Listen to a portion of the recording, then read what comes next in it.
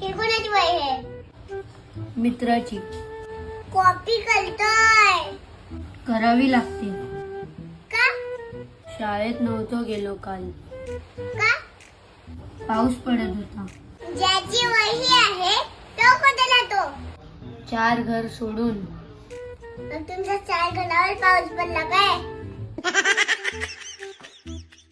बघ भाऊ, 2 प्रकारची माणसं असतात. एक पोलिसांना घाबरून हेल्मेट घालतात आणि दुसरे स्वतःसाठी.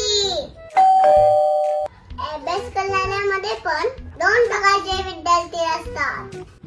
एक टीचरला घाबरून अभ्यास करतात आणि दुसरे आपल्या स्वतःसाठी. जे लोक स्वतःसाठी अभ्यास करतात ते एक दिवस हुशार बनतातच. पण जे लोक टीचरला घाबरून अभ्यास करतात ते लोक डब्बू असतात.